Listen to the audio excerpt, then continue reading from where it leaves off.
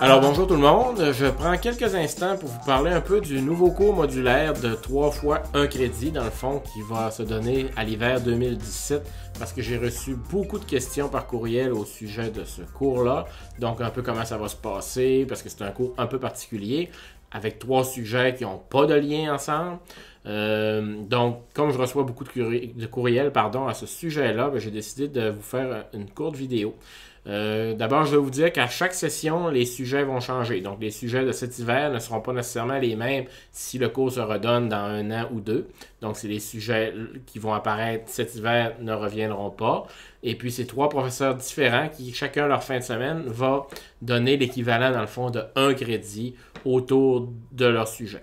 Alors, qu'est-ce que j'ai fait? J'ai communiqué avec Michel Gravel et Richard Giguère par Skype. Je leur ai posé quelques questions. Vous allez voir ça dans quelques instants. Et Bruno Maltais, qui est le 3e chargé de cours, m'a envoyé aussi une vidéo avec où est-ce qu'il me parle un peu, dans le fond, de ses idées et de un peu comment va fonctionner le cours. Donc, je vous laisse les écouter. Ça devrait répondre à plusieurs de vos questions. Si vous en avez d'autres, vous ne vous gênez pas, vous pouvez m'écrire à moi. Vous pouvez aussi télécharger le plan de cours dans Néo et vous avez les courriels des 3 chargés de cours. Vous pouvez leur écrire si vous avez des questions. Allez chercher le plan de cours aussi avant peut-être d'écouter la vidéo. Ça va vous aider. Et puis, vous ne vous gênez pas, vous communiquez avec moi pour toute question. Merci. Je vous laisse écouter les 3 professeurs et je vous reviens. Bonjour Richard. Bonjour. Richard, comme j'ai expliqué aux étudiants tout à l'heure, je veux te poser quelques questions sur ton cours, en fait sur ton module, puisque tu vas donner un tiers du cours là, qui s'en vient cet hiver. Donc ma première question, ce serait d'abord, est-ce qu'il y a des choses pour ton module à toi qu'il faut faire pour se préparer? La seule chose que je recommande, là, en fait, c'est de faire les lectures, principalement le chapitre 32 dans le livre de Michaud là, sur la gestion publique. C'est le chapitre qui traite de la sécurité, fait que c'est pas un long chapitre, une quinzaine de pages. Et puis ça va être la lecture de base là, qui va nous permettre de bien suivre pendant les 2 jours.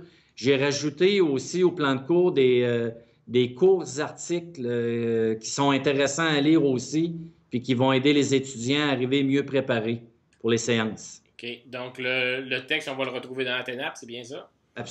Tout va être sur le plan de cours sur Athénap. Donc, c'est bien important d'avoir lu ce texte-là avant d'arriver en janvier. Oui. OK. Peux-tu nous dire un peu comment ça va se passer cette fin de semaine-là? Oui. Premièrement, je peux parler un peu du sujet. On va parler de la sécurité. Comme le cours a pour objet d'analyser des enjeux, des défis de gestion actuels dans l'administration, je trouvais que la sécurité, avec un grand S, c'est un excellent sujet parce que c'est un concept qui est en pleine évolution. Et ce qu'on s'aperçoit aujourd'hui, c'est que, vous savez, de manière traditionnelle, on peut peut-être penser que la sécurité, c'était la responsabilité des militaires. Mais maintenant, le concept de la sécurité s'élargit. On parle de sécurité économique, environnementale, politique, sociale, les migrations, etc. Alors, de plus en plus, ce n'est pas seulement, par exemple, au niveau fédéral, ce n'est plus seulement que le ministère de la Défense qui a une responsabilité en termes de sécurité, mais il y a un tas d'autres ministères qui ne sont pas nécessairement habitués à travailler ensemble. Tous ces ministères-là travaillent en silo. Et on l'a vu lors de la campagne afghane. Je vais d'ailleurs parler aux étudiants du plan stratégique du Canada qu'on a utilisé lors de la campagne en Afghanistan très brièvement, mais pour vous montrer comment ce qu'on appelle l'approche pan-gouvernementale a été essayée pendant notre temps en Afghanistan, où on essayait de synchroniser les efforts du ministère de la Défense, des Affaires étrangères, à l'époque, c'était comme ça qu'on l'appelait, et de l'ACDI, l'Agence canadienne de développement. Alors, comment les sécuritaires, les diplomates et les humanitaires essayaient de travailler ensemble, c'était pas nécessairement évident. Donc, ça va être une belle occasion de voir, avec un exemple concret, mais pour voir, dans le fond, comment les interrelations entre certains ministères et organismes, ça peut fonctionner.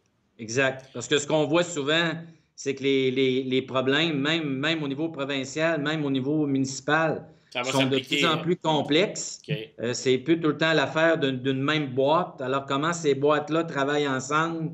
Et c'est pas souvent facile parce que, bon, il y a toute une histoire de culture, des processus différents. Alors, je vais utiliser cet exemple-là pour arriver ta ça à question. des exemples justement concrets. En 3 mots, comment ça va se passer un petit peu ta fin de semaine au niveau de la formule pédagogique?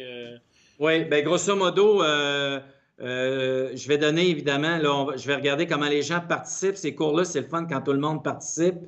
Les gens vont voir sur le plan de cours que je vais leur demander de faire 2 très courtes présentations. Donc, il n'y a pas de préparation à faire au préalable. Okay. Ils vont avoir le temps en masse pendant le cours de se préparer. Écoute, je ne m'attendrai pas à avoir des sujets extrêmement creusés, mais au moins avoir l'avis des étudiants sur deux sujets particuliers. Un, j'aimerais qu'ils me parlent d'un nouvel enjeu sécuritaire. Si la sécurité, c'est plus juste la défense, ben c'est quoi? C'est quoi leur avis? Et puis, une autre partie du cours qui est toujours très intéressante, c'est on va essayer de faire un peu de prospective et de penser au futur puis d'essayer de voir ben, c'est quoi les menaces à la sécurité dans le futur. Alors, c'est là, par exemple, qu'on peut parler de robotique, on peut parler de monde cyber, le virtuel, tout ça. Alors donc, encore une fois, les étudiants vont avoir l'opportunité de nous présenter à la classe un sujet là-dedans. Et puis, à la fin du cours, à la fin du cours complètement, il va y avoir un petit examen final qui va valoir 40 %. Alors donc, ça va être comme ça que ça va se passer pour ce qui va être traité là, pour la notation. Donc, important d'aller lire son texte, de se préparer un petit peu, de réfléchir un peu aux aspects de sécurité. Ben écoute, je pense qu'à moins que tu n'aies pas d'autre chose à ajouter, moi je te laisse là-dessus. Non. Comme disait, je l'ai mis dans le plan de cours, mais un politologue américain qui disait que la sécurité, c'était comme l'oxygène. Hein? Tant qu'il y en a, on ne le remarque pas. Mais quand il y en manque, ben, tous les autres problèmes deviennent secondaires. Alors, c'est ce qu'on va traiter pendant ce module-là. Ben, je te remercie beaucoup, Richard. Merci, au revoir. Je voulais d'abord que tu me parles peut-être un petit peu de l'essence de ta fin de semaine, parce qu'on sait que bon, c'est une formule un peu particulière, ça va être juste 2 jours, donc je ne sais pas si tu avais des choses que tu voulais me dire à ce sujet-là. Oui, on veut concentrer quand même sur l'aspect management stratégique, mais surtout dans un rôle de consultant. Parce que lorsque les consultants interviennent dans les organisations, que ce soit au Québec ou à l'international, c'est parce que presque toujours, en tout cas très, très souvent, il y a des objectifs, il y a des buts au niveau du management stratégique, de faire des choses au sein de l'organisation là, qui peuvent faire une certaine différence dans son orientation. Donc, c'est l'objectif principal de cette fin de semaine-là. Oui, effectivement, c'est l'objectif. Là, on va se mettre, les étudiants devront se placer sous l'angle du consultant, donc voir comment ils agiraient s'ils étaient consultants dans une organisation. Puis on va même, la première journée, ça va être plus les aspects théoriques, des discussions, des éléments sur ces aspects là, pour préparer. Puis dans la deuxième journée, on va vraiment vivre une activité intégrée. C'est-à-dire qu'il y aura un cas réel que je vais amener. Puis en équipe, les étudiants devront développer une stratégie, des propositions, une méthodologie. Ils devront tout faire ça, là, puis même monter un rapport et le présenter aux autres étudiants dans une seule journée. Ça va être un peu une course contre la montre. Est-ce qu'il y a des choses qu'il faut préparer avant cette fin de semaine-là, ou à réfléchir, ou à lire, ou peu importe? Oui, je vais mettre un document en référence web. OK, qui sera sur Athéna. Sur l'analyse des capacités d'un document de l'Organisation des Nations Unies. Puis je vais mettre aussi un document, l'aspect plus métaux sera à lire, c'est démarche pour un plan stratégique, mais surtout l'aspect, là, les parties où on parle de méthodologie, d'outils de collecte d'informations. Alors, c'est surtout ces aspects-là qui seront à regarder. Ça, le document sera disponible aussi, soit sur Athéna ou web, là, je vais voir. Parfait. Je ne sais pas si tu avais d'autres choses que tu voulais rajouter. Une fin de semaine quand même assez bien remplie, donc une journée plus théorique, une journée plus pratique. J'ai bien compris ça, c'est ça? Exactement. Et il faudra absolument que les étudiants, en tout cas pour la deuxième journée, c'est absolument, mais pour la première, ce serait bien aussi qu'ils apportent un portable. À la rigueur, au moins, quand on va constituer les équipes, qu'il y ait 1 ou 2 portables par équipe. Là. Mais si tout le monde en a pas un. Donc, parfait. Donc, les gens vont écouter cette vidéo-là. Donc, ce sera une bonne idée. Donc, je ne sais pas si tu avais des choses à rajouter. Sinon, je te laisse te sauver. Ça me va très bien. Merci. Je te remercie, Michel. À la prochaine. Bonjour, moi c'est Bruno Maltais, je suis l'un des 3 chargés de cours pour le volet sur les médias et l'administration publique. Donc le cours qui durera 2 jours est essentiellement un survol du portrait médiatique québécois et on s'intéressera vraiment à ce qui se passe, le lien entre l'administration publique d'un côté et les médias de l'autre, au-delà du lien entre plus largement la politique et les médias dont on entend souvent parler. Donc, on fera un portrait de ce qui se passe au Québec médiatiquement, des transformations médiatiques et quelles incidences ça a sur notamment le cycle des nouvelles. Donc, en vue du cours, une des choses que je demande aux étudiants, vous recevrez un courriel qui vous indiquera tout ça en détail, c'est de faire une revue de presse d'un enjeu sur une période qui reste à déterminer. Je vous enverrai tout ça par courriel pour qu'on voit comment évolue une nouvelle sur différentes plateformes, que ce soit dans les médias écrits, dans la presse électronique, dans les médias sociaux. Donc, un peu partout, on verra comment tout ça se déroule. On pourra philosopher un peu, voir le monde post-vérité dont on entend beaucoup parler ces temps-ci avec l'élection de Trump notamment. Est-ce qu'on doit dire vraiment toute la vérité? Qu'est-ce qu'on veut savoir en tant que média quand on s'adresse aux administrateurs publics? Quel rôle vous avez, vous, en tant que gestionnaire public, dans tout ce processus-là?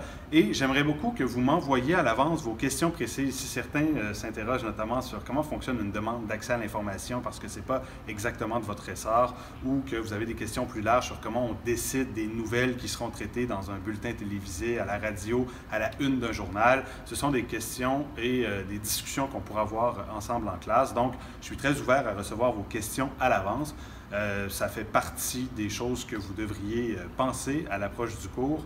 Autre chose également, ce sont les lectures que je vous enverrai. Il n'y en aura pas énormément, mais ce sera important de les faire parce que le cours est condensé, vous le savez, sur 2 jours et il faudra nécessairement qu'on puisse discuter ensemble pour que ce soit productif. Au terme de ces 2 journées-là, je vous demanderai de faire un travail qui sera à remettre 2 semaines plus tard. On pourra également parler des modalités, mais il n'y a rien à faire précisément pour ça avant le cours. Ce sera vraiment au regard des discussions qu'on aura eues. Et si le cœur vous en dit, après les 2 jours de cours ou après la première journée, on verra comment ça se passe. Je vous suggérerai de venir ici à Radio-Canada faire un petit tour, voir comment ça bouillonne dans une salle de nouvelles. Si c'est le vendredi, ça bouillonnera davantage que le samedi. Mais dans tous les cas, on trouvera le moyen de s'amuser pendant ces 2 journées-là. Alors, j'ai bien hâte de vous voir et si vous avez des questions, n'hésitez pas à m'écrire d'ici là. Au revoir. Alors voilà, j'espère que ça répond à vos questions. Un dernier rappel, très important dans un cours intensif où est-ce qu'on fait des journées complètes, donc des fins de semaine complètes. Bien entendu, c'est pas possible de manquer une journée complète à moins d'un problème extrême qu'il faudrait vraiment s'entendre à l'avance avec le chargé de cours. Sinon, il faut être présent aux 6 journées, donc aux 3 fins de semaine. Gênez-vous pas, écrivez à ces 3 personnes-là si vous avez des questions. Essayez de suivre les directives le plus possible et de bien vous préparer selon ce qui a été dit dans les dernières interventions. Moi, je vous souhaite une excellente session d'hiver et je vous dis à bientôt.